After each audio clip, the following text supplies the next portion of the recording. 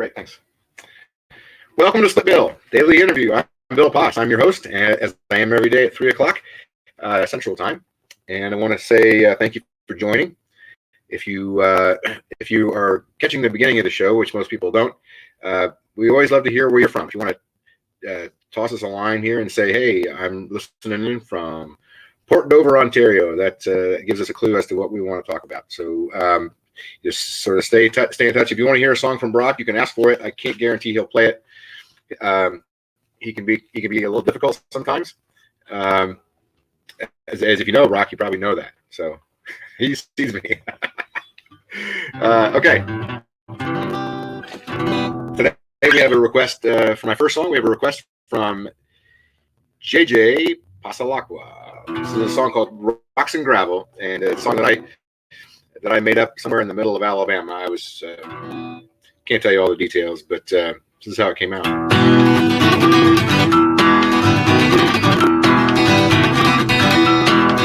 Rocks and gravel, rocks and gravel. Please don't pay my rocks and gravel. I put it down so cheap, and there's hardly any upkeep. So please just let it be rocks and gravel. It's a cabin, an old rock cabin. It's about the only thing I got worth having. And if I had it my way, I'd be further off the highway, down the rocks and gravel to that cabin. It's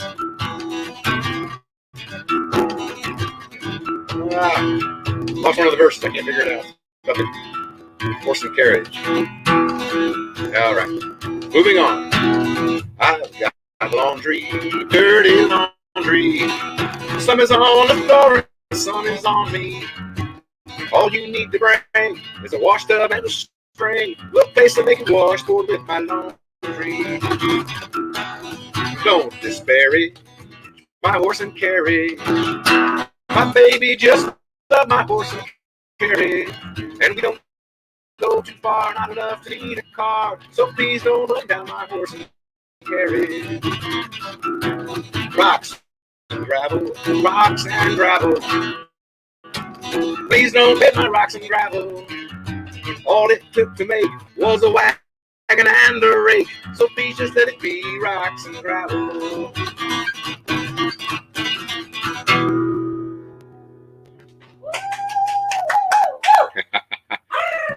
All right, thank you for the cheering section back there. You got to know. Hey, Brock. I got a 2-minute long song and I couldn't even remember all the words to it. Son of a bitch, man. It's tough out here. What else do I have to do, right? You got one job. I have a hard time reading the lyrics sometimes. I find it's easier to forget them on a live stream. Oh, yeah, you're right. Of course. How you been, man? I've been excellent. It's the quarantine thing kind of agrees with me a little bit. I find my life hasn't changed at all, except I'm not going out to gigs, and all the stores have done a great job keeping me out of them just by putting a line up in front of them. If there's a line in front of that makes it easy. I don't need anything in the store. It's I can eat rice again tonight. Yeah, of course. Yeah. I'm good at eating rice and beans and stuff like that. So where are you there? I know you're in the Ottawa Valley somewhere. Yeah, I'm in Carleton Place. This is my hometown. I live in Lanark, which is about half an hour away in the woods, and I'm at my little studio here. This is the Big Muddy, and it's just in a garage in Carleton Place. It's my cool little bunker, and if I didn't have it, man, I'd be crazy. Is it your studio? Yeah. Okay, nice. Yeah, I like it. We record all sorts of bands in here. I do all my records in here. I come and do all my work in here every day. I write my songs in here. I love it. That's wonderful. So I have a place to go. Right. Absolutely. I have a little office over about 200 yards away, but it doesn't have any of the things I want, like Wi-Fi and stuff that I want. So once you get the or recording, never go back to the house. Yeah, it's like your little man cave. Exactly. Yeah. Right on. So is that where you produce your records? Yep. Yeah, Right on. everything here. I book gigs here. I write songs here. Usually, well, right now there's no bands, but usually I have around a band or a project a month, and it's been really great to have this little building. I think most of the people watching probably know you if they know you through Moccasin Creek or through your career as a songwriter and performer, which is what I knew you as for a long time. But you've also done a lot of production for other groups. Can you tell us some of the groups you've produced? Nothing real big. Most like a lot of local stuff. The biggest one I've done is David Only, and but a couple others like Lindsey Ferguson from around here, and Tom House from Nashville. I've done 2 people. Oh yeah. So it's completely bizarre that people from Nashville come to Ontario, Canada, to record a record in a garage. But Right. God bless them, man. And I keep busy. We just did a rock band called Kojak, and they're awesome. Nice. Folk stuff, and it's been a course of income, fun, creativity. It's great. I know you did something for Allie McCormick a while ago. Oh, Allie McCormick, I forgot to mention. Allie's awesome, and she does a great version of your tune. She's a huge fan of Bill Poss. She's incredibly sweet. She just asked me for the words and chords of 3 more of my songs, so I can't wait to hear them. You should do one of these with her. She's wonderful, man. And anyone who's listening to Allie McCormick's records, they're fantastic. She's a great songwriter and player. She's really cool. Great spirit too. Mm-hmm. Hey, there's Susie Miller writing in. She's alerting George Douglas to this event. I'm going to read some of these folks who are listening. Mike Yates, Kyler Kester, piano. Oh, Tyler Custer, yeah. Mike Yates is the greatest cello player, man. Is that right? Yeah, he plays all over. Plays all over my records. I always get him in. Nice, cool. Brian Coate, that's a name I hadn't seen before. Steve Bentley from Vancouver. He says, "Some is on the ground." Thank you, Steve. He's quoting my song to me. Doug Winters from Red Barn Corner. Tammy Gentry from Louisville. JJ's from right behind me. Jamie or Jaime Mendenhall. You know that name? Jamie Mendenhall. Not the way you said it. Yeah? Is it Jaime? I actually don't know at this point. Okay.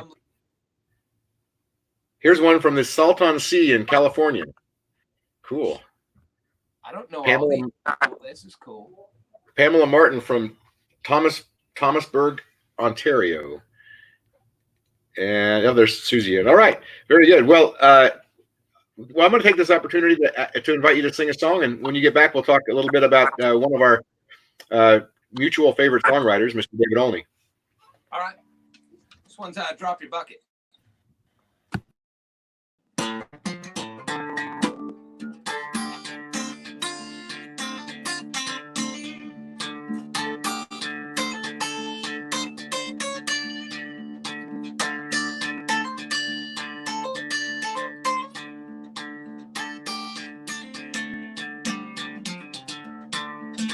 Old man got a tin cup trying to hustle up some nickels and dimes. Said, I'll tell your friend, soon as I hit the brim, I'm gonna make it rain red wine. 100 little penny still makes a dollar, gets heavy, but it spends still. Never heard of a man getting any water yet, not a cloud to bend to his will. You gotta drop a bucket down the well.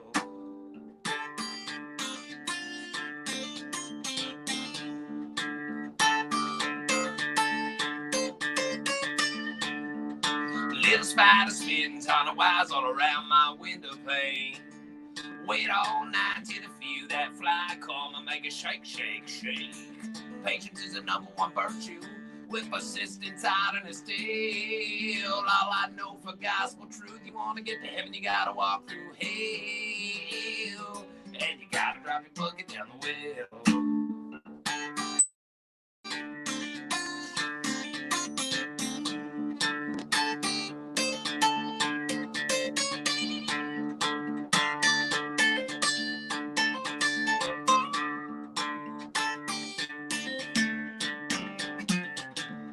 Well, everybody's looking for a rainbow. Everybody wants to get a little bit of gold. Everybody wants to get to paradise, but nobody wants to build the road. You gotta drive a camel through the needle, boy, take the devil by his tail. Money only answers to a heaving among. Don't any luck, love a hard-working man. Oh, oh, gotta drop your bucket down the well.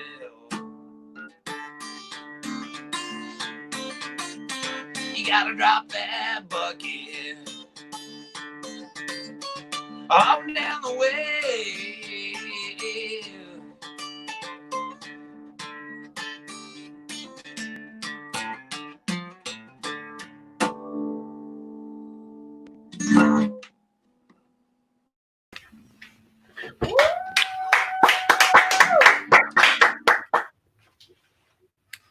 Studio audience, that's great. That was fun. That was a fun song. I had no idea that. First happy song I wrote. Like, you're not doomed. Well, considering your vast catalog of really depressing or scary songs, I'm glad you chose a happy one for us today. Yeah, I try. I'm a happy person, Bill. You know, it made so much sense to me. I had no idea that you were working with David Olney, and then it made perfect sense to me when I learned it, because you guys have the same sort of. I mean, I'm not going to say you have the same approach to writing. I have no idea how David did it, or even how you do it.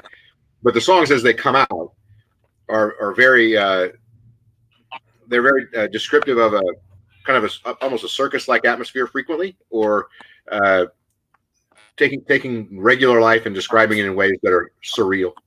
I think it's one of the things I love about both of you guys, and I was glad to see you guys working together. I'm sorry that it had to come to such a quick end. You know, are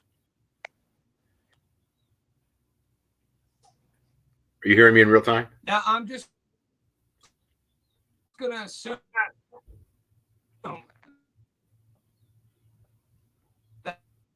that you.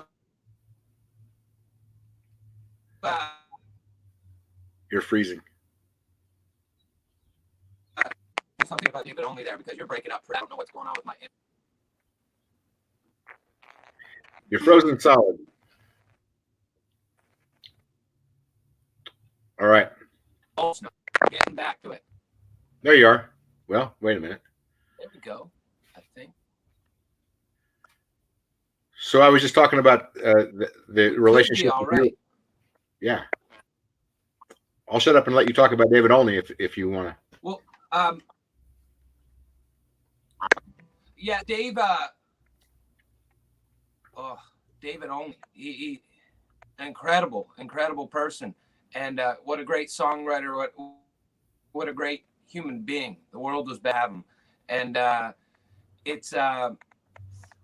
I remember the first time I ever saw him in person. I was at the Bluebird and I'm playing, and he walked in, and he's got that look. He's David Olney, and he walked in, and I got up from my seat, and somebody gave me shit for getting up. Shook his hand. Thank you so much for coming, Dave. And I'm a big fan. And then I went out with Mary Sack after, and we went to the 5 spot and had some beers. And I just went to record. I will do anything to get that record out. I'll do it twice.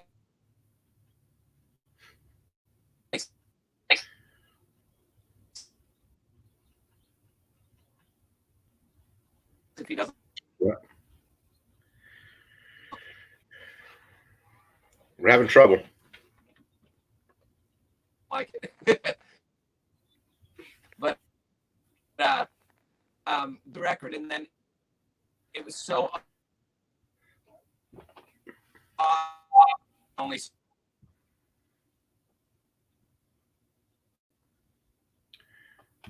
All right, folks.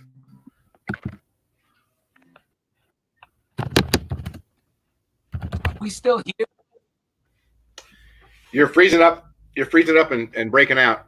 So I'm not sure. Yeah, I'm not sure either out there. But oh, there it goes. It's just frozen on the screen. Sorry, dude. Maybe the Canadian internet companies aren't doing such a good job as the Effingham, Illinois internet company is. It's been funky here for a couple days, to be honest. You know, when you sang a song, it was really good. So I'm going to ask you, can I ask you to play another song? Yeah, I'll do one about David Oye. Okay. I'll get out and see if it's a little better when you do that. Okay.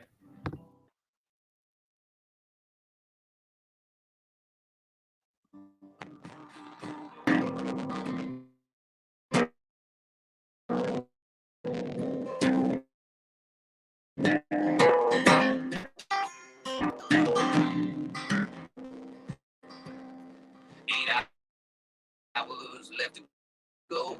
I hear it snow. It all snow. Ohio, all the way home. Now I ain't all that superstitious, and I ain't ever been religious. I could just sense that something big was gone. Just like I did on the day I dropped you off at the plane. Feeling strange in my own skin. But I didn't voice it out loud. But I knew it then like I know it now. Never see you again. Oh, some people never care. They walk around sucking up all the unaware of the beauty that's happening. Then there's those that drop their pail down a much deeper well, and their gift never went on. The crowd's clapping.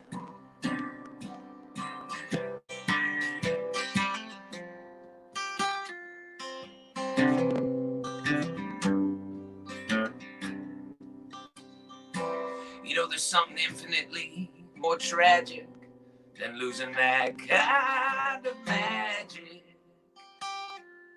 And that's never having known it at all. Sure don't feel like that today, but hang it in a whole nother frame. You see it plain, how truly lucky you are. Oh, some people, they never care. They walk around sucking up all the air, unaware of the beauty that's happening. Then there's those that drop it down a much deeper well, and they're a gift you never want to finish unwrapping. Like a crowd that never ever stops clapping.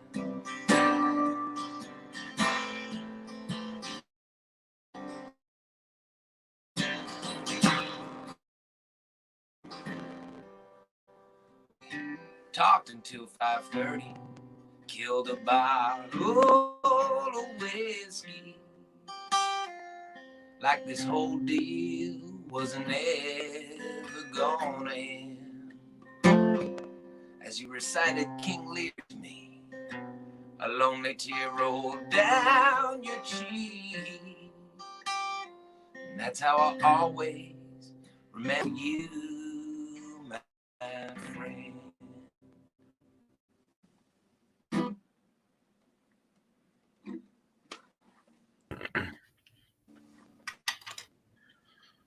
I liked what I heard of it, but I didn't hear very much. I'm sorry to say. I'm gonna say on, Bill. what I want to say what I remember about David Only, and I'm probably going to cut this short because we're not getting much out of it. Apologize to Brock and apologize to the audience here. But David, I first hired David to play down in Texas at a dance hall, and he showed up with Sergio Sergio, I can't think of his McLean. Is that right? Sergio, what was his last name? Sergio something. And they put on a show that I would have to describe as like an evangelist with great songs. And he crushed the audience of about 60 people there into tiny pebbles, and just owned that dance hall for about 2 hours. And then I brought him to the Moccasin Creek Festival, and he performed there. In fact, you were there when he was there. I don't know if you were touring together at the time, and Blair Hogan was there. And I think you were actually touring with Rod Picott at the time, if I recall correctly. But he Rod Picott. You were touring with Rod at the time. But David was somebody who, although he was a great writer and performer and all that, he was still searching. He was still reading and digging deep into the existence and all the things that go along with it. It informed his songs, I think, even to his dying day, I assume.